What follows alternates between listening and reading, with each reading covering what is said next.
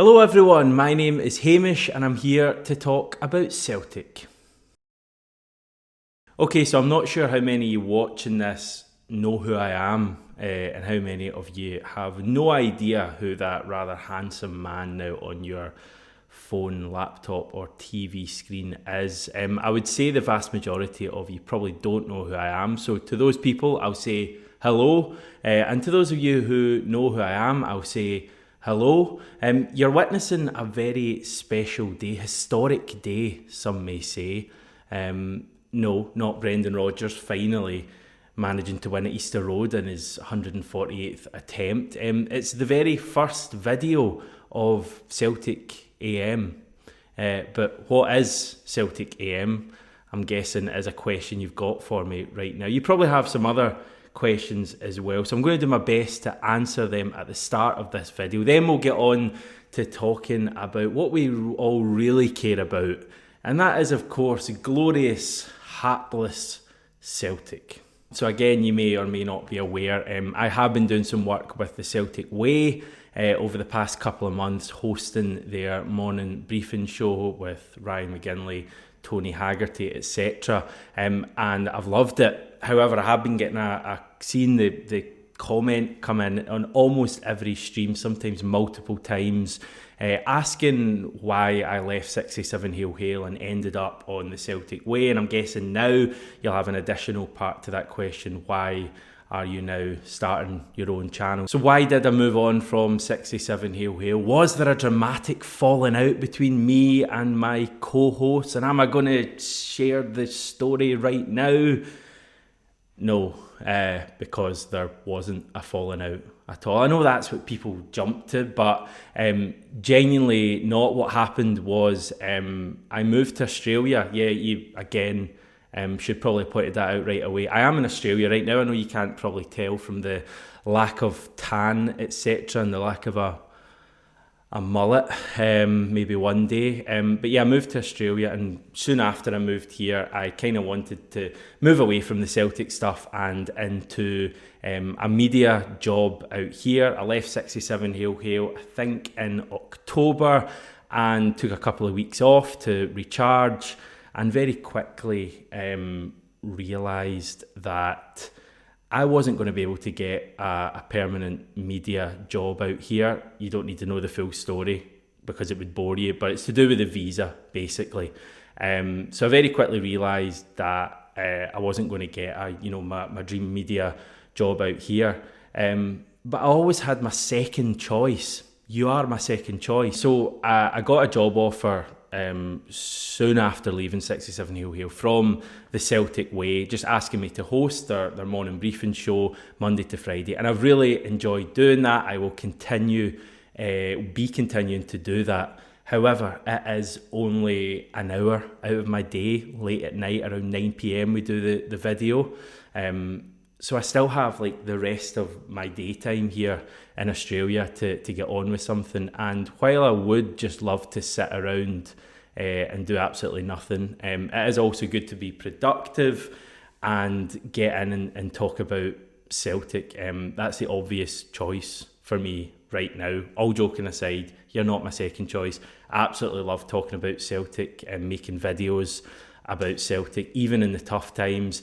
I would like to think that I'm decent at it, and that's maybe part of why 67 Hail Hail was successful along with the other guys. So why not go back to 67 Hail Hail? Well, common misconception, and I really don't blame you for thinking this because it may have seemed like it quite a lot. 67 Hail Hail was never actually my channel. I never owned the channel. So basically at this stage, going back into Celtic stuff, I want to be my own boss. That's basically the bottom line here. I want to start out my own channel and be in charge of moving it forward and take on all of that responsibility and have more opportunities perhaps. So yeah, I know from the outside it may seem quite weird. He had 67 Hail Hail, left, started with the Celtic Way, and is now starting his own channel from scratch. There must have been something big happened there in the background. There genuinely wasn't. As I say, I just wanted to try something new when I came out to Australia. I planned to get out of the Celtic game completely. It dragged me back in, and now I want to be my own boss and really take things forward. So that's where we're at. You may still have other questions. To be honest, I kind of just want to move on and chat about what we're doing now, because I think it's quite exciting. What is Celtic A.M? Well, first of all, I plan for it to be quite similar to the stuff I did on 67 Hail Hail. So I'd like to think if you were a fan of that channel, you'll be a fan of what I'm talking about on here. Now, living in Australia has plenty of downsides to do with following Celtic, of course. The time difference is the major one. Games here quite often start at 2 a.m, 3 a.m. It's pretty impossible to watch every game live. Quite often I will just wake up and watch a game a few hours after the event, avoid my phone, etc. Some other games at slightly better times, like 7 a.m, great time for the start of a football match. Who knew? Why do more games back home not actually start at 7 a.m? But yeah, it's a bit of a struggle, so there are difficulties in obviously being so far away. However, the one kind of positive is that I am awake while you sleep. That sounded incredibly sinister, but right now there's I would say if you're living in that side of the world, up there, there's about a 95% chance you're sleeping right now. It's currently 3:51 a.m. Celtic Park time, and I'm making this video. So I've got an opportunity while you sleep to craft a video that is available for you to wake up to, hence the Celtic A.M. So the idea is 7 a.m.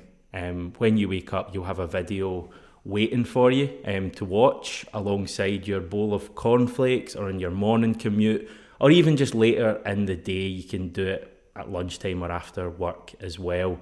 So that's the kind of USP of this channel. Videos will be going out first thing in the morning, giving you that Celtic fix early in the day. So yes, very early in the day for the channel as well. How you can help right now, and thanks for finding it, by the way. I don't know if you came across it by chance or found it by other means.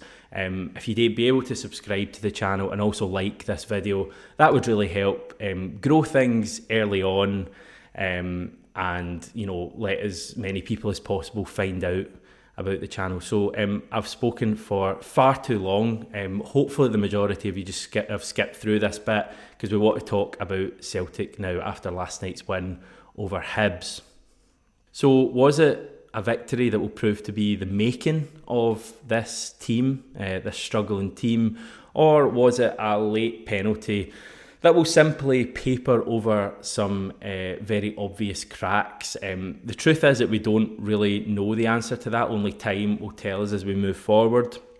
Will, at the end of the season, we look back at last night's victory as being the turning point, or will it just be a game that we got out of jail in and it didn't really matter anyway? To be honest, I don't have an inkling either way. I always like to kind of lean towards the positive and hope that it will be a major moment for this team, finding a way to win a game when they were so poor. But I also have my doubts, to be honest. What we're watching right now is not a title-winning team the way we're playing at the moment.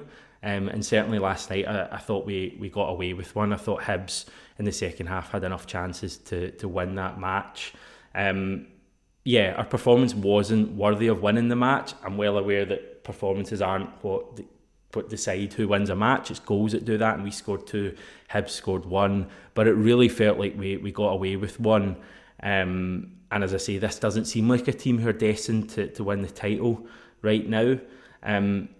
I hope that the smash and grab nature can get us out of our slump. Hopefully that was just the moment the team needed to kind of relieve all of the pressure. Sometimes coming so close to failure, and it would have been a bit of a crisis had we not won last night, can be invigorating for a team. So hopefully that's what's going to happen. However, I do have to point out that we have had a few false dawns already this season. We had late winners away to Motherwell. Remember the Matt O'Reilly one, and O's one at home to St Mirren. We felt like those could be major moments in the season. We didn't really kick on from either. The away win at St Johnstone, when Brendan Rodgers was the angriest he's ever been in his life. Well, apart from that time Raheem Sterling said steady to him. Again, we didn't kick on from that. Even the two Derby victories over Rangers were two results that we didn't make the most of, and we kind of were halted for whatever reason, whether it be just a poor result or the winter break, which I believe came at the wrong time. But we do have, Kilmarnock, a bit of a bogey side for us coming up, albeit at home. We've got Motherwell away, Hearts away as well over the next month before the next international break, and we really don't have any margin for error. So last night's game has to be the making of this season. Really, we've had too many false dawns so far, and we're kind of running out of games in a way that if we do slip up, it may be fatal. Certainly a defeat would put us, very much on the back foot. St Mirren to come in the cup as well. This week will be a tough one as well on Sunday. It's fair to say this Celtic team has a lot of players not playing at their the peak of their powers right now.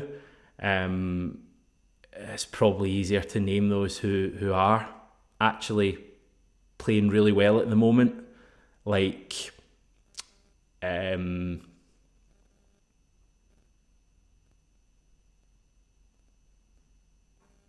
We start matches fast, and by that I mean the first 90 seconds. There was a real zip to our performance last night in the first 90 seconds. I don't think Hibs touched the ball in the first few minutes.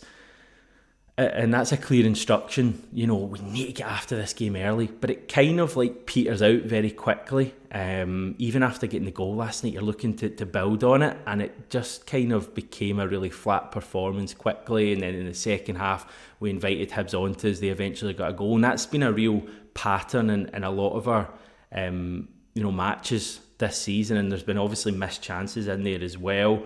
I really hope that the message in the dressing room after the game last night was, great, we won, but not good enough, and we need to up our game if we're going to win this league title. That's how I feel. I think it's how a lot of you will feel after that game. I hope the players do as well.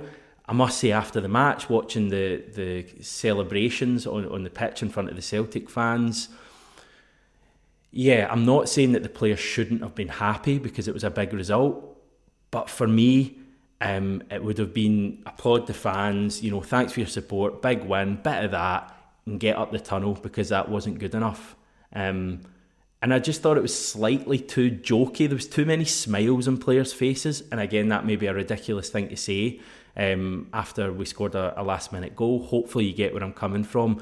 But players like Palma and Narotsky and Bernabe and Liel Abada, I think should be really unhappy with themselves. That, what we're witnessing is really poor. I know Bernabe was actually probably one of our better players last night, but just in general, poor performance. To be honest, the majority of them, you could throw O'Reilly in last night, wasn't great. Kyogo, they should be going off that park going, nah, we shouldn't really be celebrating too much. Yes, we won, but get up that tunnel, and we need to be better. I do have it on good authority from someone very close to Brendan Rodgers that he roared, fucking come on, at full time. So again, I don't know if that's a regular occurrence, but he hopefully feels that it's a big moment for him and the team, but it's only a big moment for him and the team if they build on it.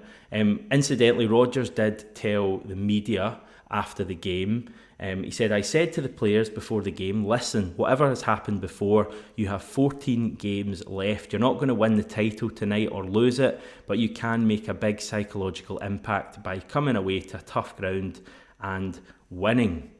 Alistair Johnson wasn't there at full time, but he was in hospital after his nasty head injury for the penalty, I think 9 minutes into the match. He took to Instagram, no doubt on the old morphine, and posted this, just a cracker. Hopefully goes down to be a pretty iconic image. this season. Rodgers didn't really have any update on Johnson. We'll have to wait and see there. He did confirm that he'd been to hospital, but that's pretty obvious from the image. Rodgers did share that Stephen Welsh had felt tight in his hamstring, so we'll see what happens there. A few other things I want to mention before I go more positively. I thought Joe Hart played a big part in the win. For the second game in a row, he played a big part, obviously in the draw at Aberdeen and last night, made big saves. Good to see that he's coming big at important times. Anthony Ralston put in a brilliant tackle in the lead up to the penalty that won us the game. If you haven't seen it or don't remember, go and watch the highlights. It is a brilliant challenge, and that kind of passion we're going to need to see between now and the end of the season. So great from him. And I think Adam Ida deserves a lot of credit for sticking away those 2 penalty kicks, especially the other one under a hell of a lot of pressure. I'm not convinced he's going to be the answer for us, if I'm honest, from open play. But I think he can still chip in with some goals, not all penalties. And at the very least, he will always have last night to look back on. Must have been an amazing moment for him. So that's where we're at right now. Still far from convinced about this Celtic team. Who would be convinced about a performance like that off the back of a really kind of average season so far? But there is stuff still there to be won. The league, of course, I would say we've still got a fighting chance of winning the league. More than that, it's probably pretty even between us and Rangers. And the Scottish Cup, of course, where we go to St Mirren on Sunday afternoon. So it's all going to come thick and fast. As I've said for about the millionth time in this video, hopefully last night was just the making of this season. Yeah, I'm hoping, but what else can you really do?